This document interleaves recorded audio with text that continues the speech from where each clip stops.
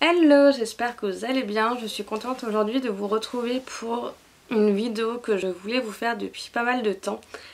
Il s'agit de ma vidéo de présentation de mes sagas en cours. Donc c'est une série de vidéos que j'avais fait il y a quelques années déjà et que je voulais refaire pour vous les représenter. Parce que j'ai pas mal avancé dans certaines séries, j'en ai fini d'autres, j'en ai commencé d'autres, etc. Et également cette année 2020, je souhaite me challenger par rapport à mes sagas en cours. C'est-à-dire d'avancer un maximum dans toutes mes sagas en cours, voire d'en finir une partie. Puisque j'ai pas mal de sagas en cours. Voilà, donc j'aimerais bien les avancer au maximum.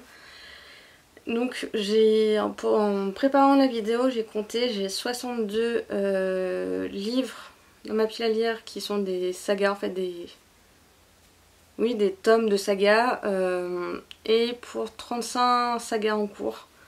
Voilà, donc c'est top. Enfin c'est énorme, mais j'adore ça, comme j'aime beaucoup les séries, j'adore ça, c'est vraiment génial. D'autant plus que fin 2019, en fait, pour préparer ce challenge là que je voulais mettre en place de lire un maximum de mes sagas en cours, je me suis commandé énormément de premier, deuxième, troisième tomes, etc.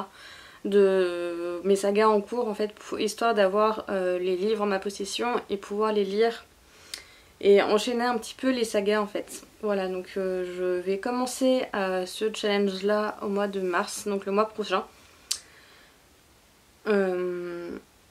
Enfin pour moi l'heure à laquelle je tourne, puisqu'on est le 24, c'est ça, on est lundi 24 février à l'heure où je tourne. Je pense que vous aurez cette vidéo début mars. Voilà, donc c'est une vidéo qui va être en plusieurs parties, enfin ça va être plusieurs vidéos, puisque comme je vous l'ai dit, j'ai 62 livres et 35 sagas à vous présenter, donc c'est énorme. Donc il y aura plusieurs vidéos, j'espère que ça vous plaira. Voilà, donc je vais commencer tout de suite en vous présentant quelques-unes de mes sagas, enfin mes sagas en cours. Je sais pas combien de temps je vais parler, mais voilà. Donc la première saga dont je souhaite vous parler, il s'agit de La Voix des Oracles d'Estelle Faye, publiée chez Scrinéo. Donc là j'ai le tome 2 et j'ai le tome 3, puisque j'ai lu en fait le premier tome. Donc il s'agit d'une trilogie qui se passe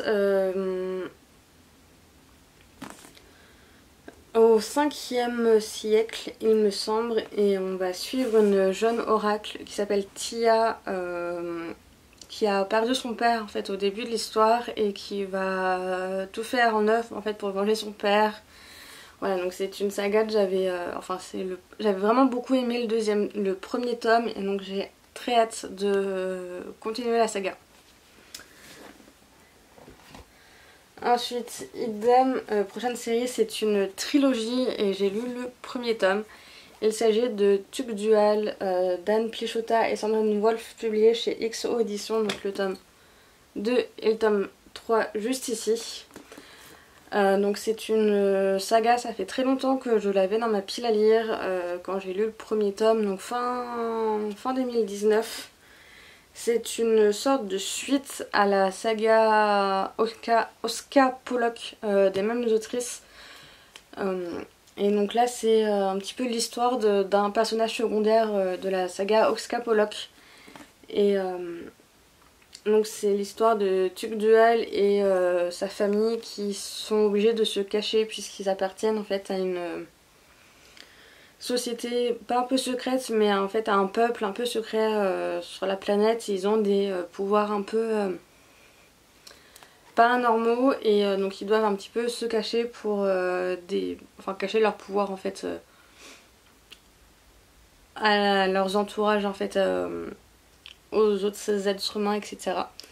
Et donc j'avais vraiment beaucoup aimé le premier tome, et Oscar Pollock fait partie de ces sagas que j'avais adoré quand j'étais ado.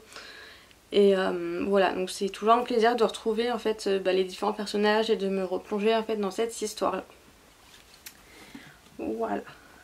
Ensuite je vais vous parler d'une saga que je n'ai pas encore commencé, mais qui est dans ma pile à lire depuis un bon bout de temps. Il s'agit de Reckless de Cornelia Funk, publié chez Gallimard Jeunesse. Donc il y a le premier et deuxième tome, et il me semble que c'est une duologie. Il faudra que je me renseigne. Et donc je les avais découverts à l'une des bibliothèques de ma communauté de communes en fait. Et qui faisait en fait une vente de livres. Tous leurs livres étaient à 1 € je crois.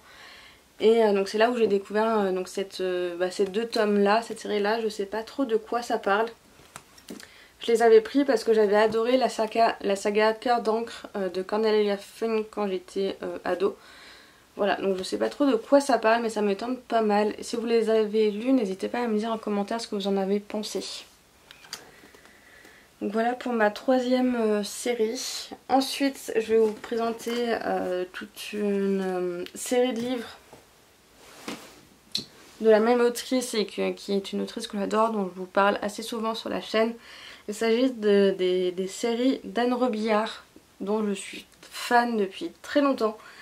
Et voilà, j'avance petit à petit dans ces séries. Et il y a l'une des séries en cours que je suis en train de lire.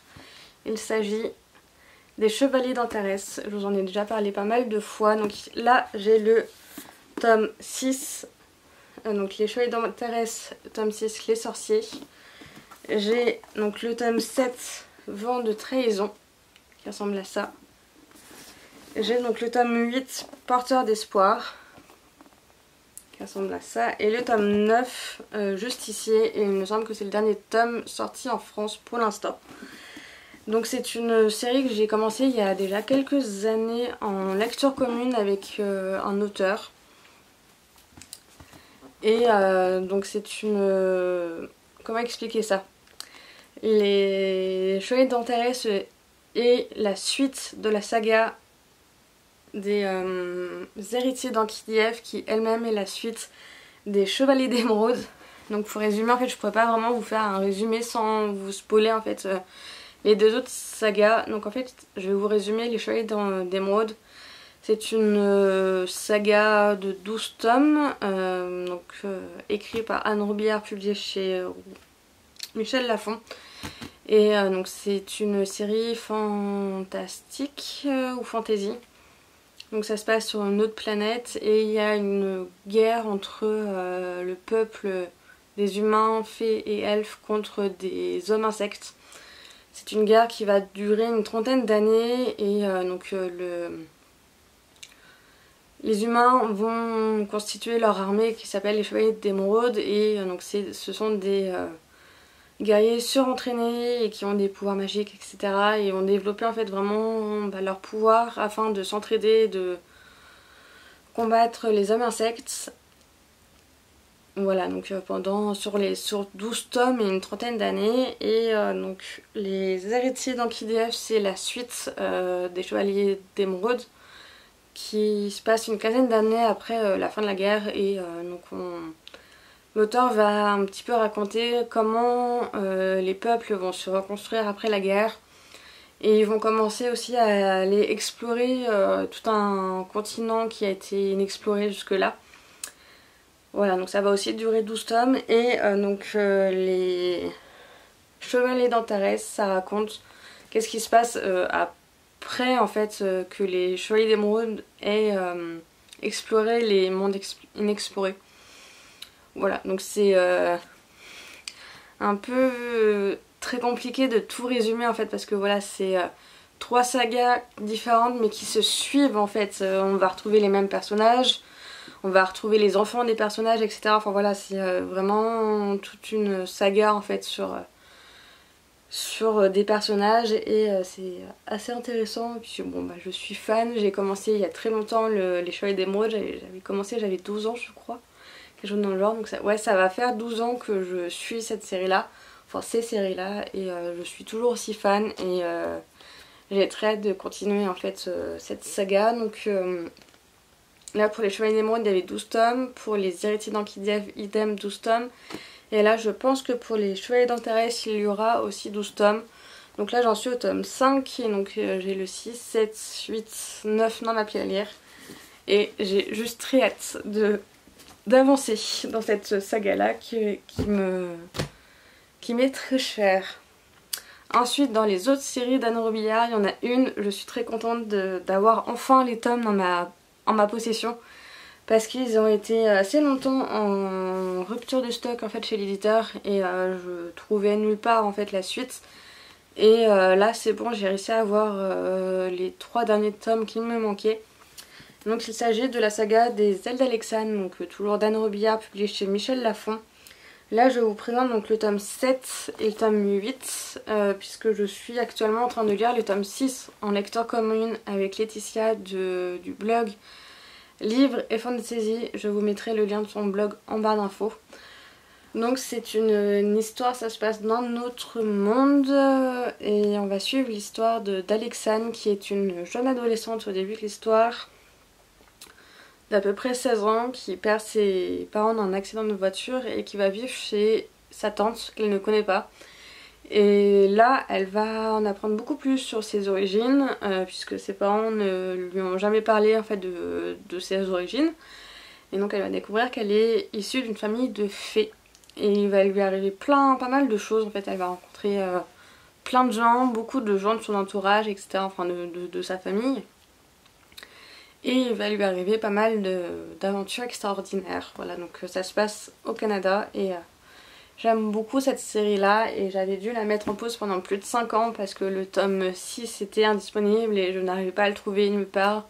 Forcément je pouvais pas le commander parce qu'il était en rupture de stock, je le trouvais pas sur les sites d'occasion ni en librairie d'occasion, je le trouvais pas donc j'étais très triste en fait de mettre cette saga en pause et donc là je suis très contente d'avoir pu enfin trouver le tome 6 et donc j'en ai profité pour commander le tome 7 et 8 pour enchaîner en fait cette saga là et de ne plus la mettre en pause parce que ça m'énerve en fait enfin ça m'a énervé pendant des années en fait de pas pouvoir la continuer et elle restait à chaque fois dans un coin de ma tête et j'étais en mode oh, quand est-ce que je peux continuer et tout ça, enfin bref. Je suis très contente de lire enfin le tome 6 même s'il y a beaucoup de choses que j'ai un peu oubliées forcément mais je suis très contente de pouvoir continuer.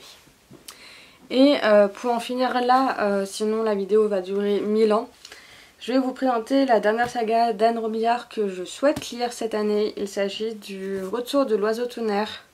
Donc d'Anne Robillard, toujours publié chez Michel Lafon. Donc là j'ai le tome 1. Ici j'ai le tome 2 juste ici. Et j'ai le tome 3 juste là. Donc j'ai les 3 tomes, je suis assez contente. C'est une saga, je sais pas trop de quoi elle parle. Mais on est toujours dans un univers... fantastique, initiatique, un peu historique. Et de ce que je lis du résumé, donc cette série nous invite à un incroyable voyage dans le passé à travers nos multiples renaissances. Voilà, donc Anne Robillard, de toute façon j'ai lu quasiment toutes ces séries, elles ne m'ont jamais déçue et c'est vrai que c'est très fantastique, très comment dire, éphémère, très dans le bien-être, dans le bien, dans tout ce qui est les relations aux autres, la bienveillance. Il y a un petit peu aussi le côté, comment dire, religion, mais dans le sens où la religion, enfin, quelle que soit la religion en fait, les religions ne sont qu'amour, paix, entraide entre les gens en fait. Elle va pas forcément nommer qu'une religion en particulier, c'est quand elle parle de la religion, elle parle de la religion en tant que telle en fait, pas de qu'il y en a une meilleure que les autres, non non, c'est vraiment toutes les religions sont au même niveau et voilà, c'est bienveillance, entraide, partage et amour des uns et des autres en fait, amour de tous les peuples et etc. Voilà, donc c'est fini pour cette première partie de vidéo pour mes sagas en cours. Voilà, j'espère que ça vous a plu. N'hésitez pas à me dire en commentaire si vous avez lu l'une de ces séries ou pas et qu'est-ce que vous en avez pensé, etc. Je vous invite aussi à me rejoindre donc sur mes réseaux sociaux, donc Facebook, Twitter et Instagram. Et à aller voir sur mon blog, je chronique tous les livres que je lis sur mon blog et il y a toutes mes présentations depuis la lire du mois, etc. dessus. Voilà, donc ça me ferait très plaisir de vous revoir là-bas. En vous souhaitant une bonne journée. Au revoir!